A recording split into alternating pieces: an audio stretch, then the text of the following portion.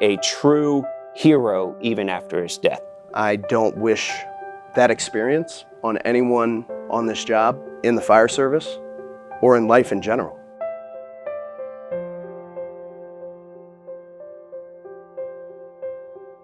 Dad started his journey at the ripe age of 4.5 years old. He went to the Tenleytown Firehouse, 20-engine 12 truck, and he was on a preschool field trip. And on that field trip, he looked at his teacher, Mrs. Turblood, and said, "Ma'am, I'm gonna be a DC fireman." He started in 1986. He would come home smelling like a house fire, smelling like an apartment off, smelling like food on the stove. It's just one of those things that we didn't know in the 80s and 90s. We didn't know what was happening, and we didn't realize what we were bringing home. I can't tell you how many times I got put on the bus and I could, barely tell what color his t-shirt was because there was so much sweat and there was so much soot on those shirts. April of 2013, he called me.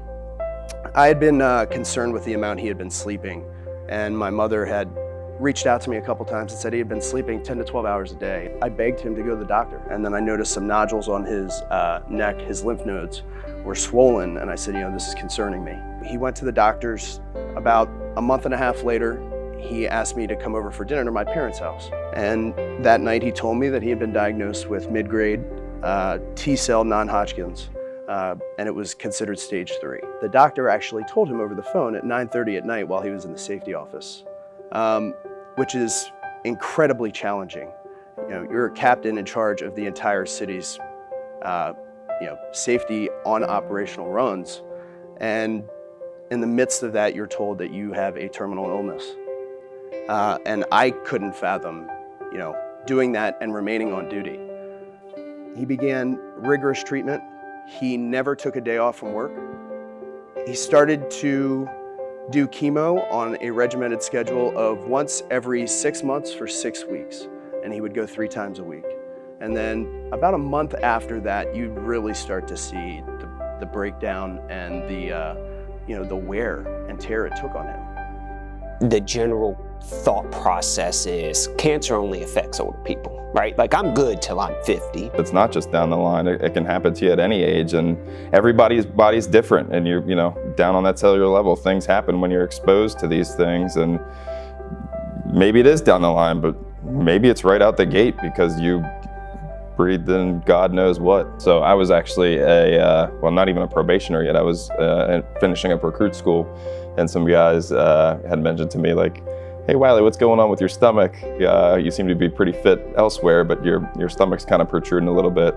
Got diagnosed with a rare appendiceal cancer, and that there was some fluid that was causing my stomach to protrude from the cancer that was there, mucinous adenocarcinoma, and the docs said it was stage 4, and I sat there with my parents, and they said,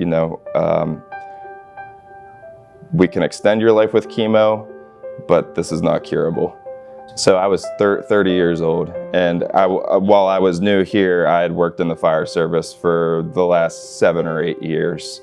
You go through a period of denial where it's like, what are you talking about? I'm an athlete. I'm in peak physical condition. I did 2 fire academies this year. I've never been sick a day in my life. How the hell do I have cancer? My relationship with Captain Seavey got brought to me through my captain at the time, who's now Battalion Chief Grover. He said, "Hey, there's a guy I want you to meet. I want you to talk to this gentleman. I think he's going to be able to afford you with some help." I walked up to him and said, "Sir, I'm Probationer Wiley." He said, he just extended his arms and said, brought it in for a big hug and said, he said, "I hate to be the one to tell you this, but welcome to the club." And from there, our friendship grew. He gave me actual help and got me a second opinion. So I went to see Dr. Khalil, who was Captain Seavey's oncologist, and we shifted from my treatment plan of receiving chemo until the inevitable to meeting with other doctors and going forward with a new aggressive surgery. Captain Seavey would check in with me every day, see how I was doing, provided me with fantastic guidance through the department, on terms of who to be surrounded by. And I received chemo all through that summer, pretty aggressively every week. And then in October had this high pec surgery with cytoreduction, where a pretty big surgery. It was like 15 hours long with 5 different surgeons. And then I spent 10 days in the ICU and another 3 weeks in a step-down unit. After my recovery, after the surgery, I continued to stay in touch with Captain Seavey, and unfortunately our roles kind of switched, where I would go visit him in the hospital and try to keep him upbeat and motivated. It started to impact him that he was going to retire, and he wanted to hit 30 years. But he said he just couldn't do it anymore, and he thought that he was kind of slowing down the crew. A little bit after he retired, he started a national campaign for cancer reduction and prevention. He actually heightened every single facet of what he was doing for cancer prevention and reduction. Every single time he would go and speak to these firefighters, it was completely devoid of compensation. He was a staunch advocate for career and volunteer firefighters to have what they needed to prevent themselves and reduce the risk for cancer. And during our normal evening check-ins, he would tell me where he was: Topeka, Kansas, Phoenix, Arizona, just the most random of small towns. And I would normally ask him, why these places? And he said, because no town or no fire department is too small to get this message across. I was begging him to slow down. I was begging him to, take some time for him. And his message was consistently, there is no one else out there that can spread the message the way that I can. The reality was he was passing, and he was passing from a disease that was destroying his body. And it absolutely was attributed to the job.